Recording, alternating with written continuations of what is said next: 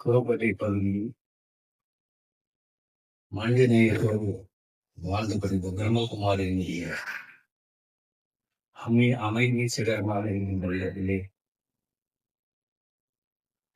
அமைதியாக எப்படி மனிதன் வாழ வேண்டும் என்பதிலே எடுத்துக் கொள்வதற்காக இந்த நல்ல பாத்திரத்திற்கு வருகை தந்திருந்தேன்.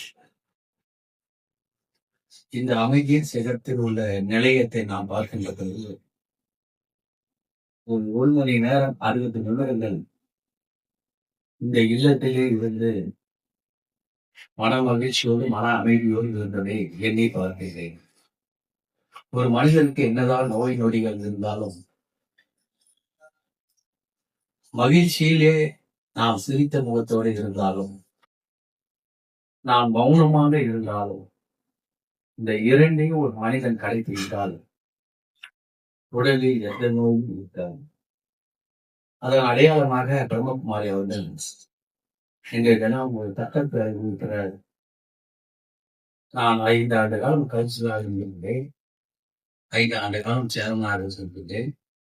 10 ஆண்டு காலமாக நான் எம்எல்ஏவாக இருக்கின்றேன். நான் கடந்து வந்த பாதையை மக்களுக்கு என்ன செய்தேன் என்று பட்டியலிட்டு சொன்னால் 100க்கணக்கான பணிகளை நான் செய்திருக்கிறேன். அதில் ஆன்மீகம் என்பது முக்கியமான உண்மை. ஆன்மீகம் என்பது மதத்திற்கு அப்பாற்பட்டது, ஜாதிக்கு அப்பாற்பட்டது. சமுதாயத்திலே ஏற்றத்தாழ்வுகளோடு நாம் மனிதன் வாழ்கின்றோம் என்று சொன்னால் ஜாதி மதத்திற்கு அப்பாற்பட்டு ஒரு மனிதன் வாழ வேண்டும். அப்படி ஒரு வாழ்க்கை தான் மனிதனுடைய உயர்வுக்கு அது அமைதியாக அமையும். சகோதர மனப்பான்மையோடு நாம் வாழ்கின்றோம். அதை நான் நினைத்து பார்க்கின்றேன். நம்முடைய வள்ளலார் வயிறு வாடிய போதெல்லாம் அவர் விட்ட கண்ணீர் வள்ளலார் நினைத்து நான் பார்க்கின்றேன். அமைதியின் சிகரமா இருந்த நம்முடைய விவேகானந்தரை அவர் இல்லத்தையும் நான் பார்க்கின்றேன். அதே போன்று இன்னைக்கு பல்வேறுபட்ட வகையிலே இன்னைக்கு வள்ளுவருடைய வழிபாட்டிலே வள்ளுவருடைய திருக்குறளை பார்க்கின்றேன். பிறப்புக்கும் எல்லாம் என்ற ஒரு சொல்லை நான் சொல்லிட்ட பொழுது அந்த வள்ளுவர் கொடுத்த அந்த வாக்குகள், அந்த வாழ்த்துக்கள், அவருடைய நெறிமுறை 1330 குறள் இன்னைக்கு தமிழ்நாட்டில் இருக்க மக்கள்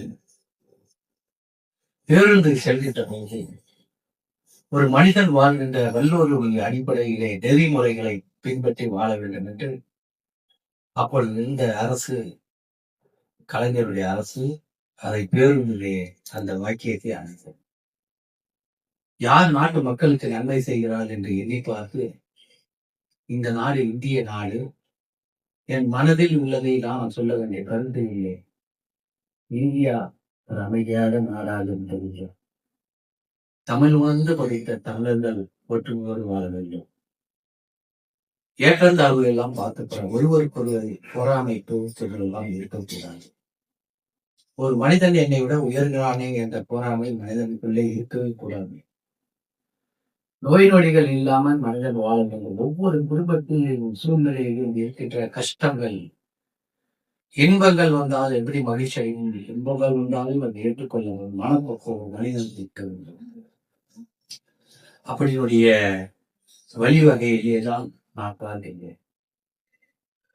கடந்த ஒரு 6 மாதத்துக்கு முன்பாக கன்னியாகுமரி மாவட்டம் விவேகானந்தருடைய பாறைக்கும் திருவள்ளுவருடைய சிலைக்கும் ஒரு இணைப்பு பாலத்தை முதலமைச்சர் திறந்து வைத்தார்.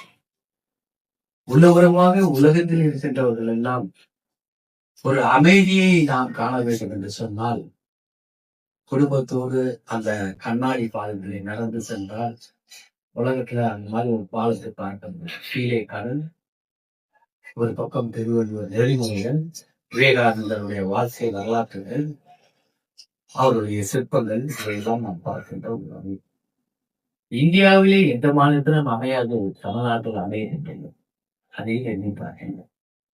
குறிப்பாக துன்பப்பட்டவர்கள் கண்ணீரை திருப்பத்து, ஏழை எளிய பத்தியற்ற உணவை அமைப்பு, ஆணுமயத்தை காணுகின்ற நேரம்.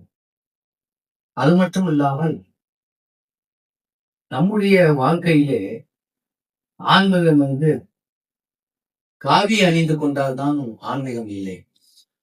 அதை உணர்ந்து விட்ட காவி உடை இல்லாலும் வெண்மையான ஒரு அணிகளை அணிந்திருந்தாலும் அவன் மனது சுத்தமாக இருக்க வேண்டும். அவருடைய எண்ணங்கள் சுத்தமாக இருக்க வேண்டும். அது மட்டுமல்லாமல் தற்போது ஏழை எளிய மக்களின் வாழ்வு சிறக்க எல்லா இன்பம் துன்பங்களுக்கெல்லாம் நாம் உதவியாக இருக்கிறது. ஒரு பொது வாழ்வில் இருப்பவன் ஒழுக்கமாக இருக்க வேண்டும், நேர்மையாக இருக்க வேண்டும். பல்வேறு பட்டங்களுக்கு கல்வி அறிவை வளர்ச்சி பாதையில் கொட்டுவதற்கு உதவிட வேண்டும். ஆக பல நேரங்களில் நோயாளிகளுக்கு உதவி என்னை பொறுத்து நான் அதை நினைத்து தின்ற காரணத்தினால் ஒரு மனிதன் உயர்வுக்கு கடந்து வந்த பாதையை மறக்காமல் நினைத்து பார்க்க வேண்டும். நாம் அப்பொழுது இருந்தோமே உயர்ந்த இடத்திற்கு வந்தோம் என்று காலங்கள் பதில் சொல்கின்ற நேரத்தில் கடந்து வந்த பாதைகளை எண்ணி பார்த்து அதை உயர்ந்த இடத்திலே அடைகிறோம் என்று சொன்னால் அவன் உயர்த்து கொண்டே தான் தெரியும். பொதுவாக என்னுடைய உயர்வுக்கு காரணம் என்னுடைய மனைவி ஒரு காரணமாக நான் நினைக்கின்றேன்.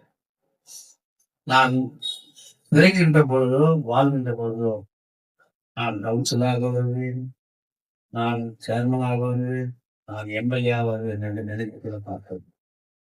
சாதாரண ஏழை எளிய குடும்பத்தை பிறந்த நான் இன்று உயர்ந்து நின்று என்று சொன்னால் அது காரணம் நான் ஒரு இயக்கத்தை சார்ந்தவன் என்ற காரணத்தினால் இந்த இயக்கம் என்னை வளர்க்கும். இயக்கம் நாட்டு மக்களுக்கு வெளிப்படுத்தியது. ஆக இந்த இயக்கம் என்னை வெளிப்படுத்தியது மறைந்த கலைஞர்கள் தற்போது முதலமைச்சர் ஸ்டாலின் தான் காரணம். அவர்கள் எனக்கு இட்ட கட்டளைகள் நாட்டு மக்களுக்கு வாக்களித்த மக்களுக்கு மன நிறைவோடு பணியாற்ற வேண்டும். அவர்கள் இருவரும் சொன்ன வார்த்தை வேத வாக்காக எடுத்துக்கொண்டு இந்த தொகுதியில் நான் வளம் வந்து கொண்டிருக்கிறேன். இந்த பல்லாவரம் சட்டமன்றத்திற்கு 5000க்கும் மேற்பட்ட சாலைகள் இருந்தது. ஒவ்வொரு பகுதியும் எவ்வளவு பிரச்சனைகள் இருந்தது. அந்த பிரச்சனைகள்லாம் நான் நினைத்து பார்த்து நான் பல்வேறு வகையிலே, அதாவது கரடான பாதைகள் எப்படி ஒரு முள்ளு மீது சேலை விழுந்தால் சேலை கிழியாமல் எடுப்பவன் தான் கெட்டிக்காரன். ஆக அதை இந்த இயக்கத்திற்கும் கலனம் இல்லாமல் இந்த தொகுதியில் மக்களுக்கு நான் பணியாற்றி கொண்டிருந்தேன். பிரம்மகுமாரி அவர்கள் ஒவ்வொரு ஆண்டும் எடுத்து வருவார்கள். அவரோடு அவருடைய சகோதரி வருவார்கள். என் பெயர் நான் கேட்டு இருந்தாலும் அவர் கையிலே எனக்கு கட்டி விடுவார்கள். சகோதர மனங்களோடு நீங்கள் உயர வேண்டும் வாழ்த்துவார்.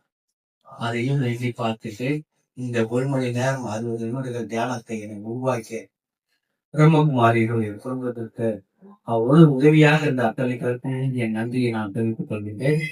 நிச்சயமாக ஒரு எம்எல்ஏ உங்களுக்கு எல்லா உதவிகளும் கூட இருந்து நான் செய்வேன் என்ற உறுதியை தெரிவித்து மகிழ்ச்சியோடு அமைதியோடு வாழ வேண்டும். பல்வேறு வகையிலே உதவும் கரங்களாக வாழ வேண்டும். உதவும் கரங்களுக்கால் ஒரு மனிதன் கையிலே பறக்க கைது காக்க முடியாது. கையில் வருகின்ற மற்றவர்கள் உதவி செய்தால்தான் அந்த உதவும் கரங்கள். அதை ஏழை எளிய மக்கள் எல்லாம் உதவும் கரங்களாக இருக்கிறது. பிரம்மகுமாரி அவருடைய ஏற்பாடு மிக அமைதியான ஏற்பாடு செய்திருக்கிறார்கள். நான் சொன்னேன், நம்முடைய மன நிம்மதி இல்லாதவர்கள் எல்லாம் ஒரு மண்டபத்தில் அழைத்து அவர்களுக்கு ஒரு ஏற்பாடுகள் எல்லாம் செய்து அவர்களுடைய மன நிம்மதியை போக்குகிற வகையில நீங்க ஆன்மீகத்திலே நீங்கள் ஒரு நிகழ்ச்சி நடத்த வேண்டும் என்று நான் சொன்னேன். அதுக்கும் சம்மதித்திருக்கார்கள். அதுக்குண்டான எல்லா செலவினங்களும் நானே பார்த்துக் கொள்கிறேன் என்று சொல்லியிருக்கிறேன். ஆக பிரம்மகுமாரியுடைய ஏற்பாட்டுக்கு நன்றி. அவர்கள் மேலும் உடல் நல்ல ஆரோக்கியத்தோடு இருந்து இந்த ஆன்மீகத்திலே இந்த பகுதி குளம்பேட்டை பகுதியிலே எடுத்துக்காட்டாக இருக்க வேண்டும் என்று நான் வாழ்த்தி நிறைவு செய்கிறேன். நன்றி.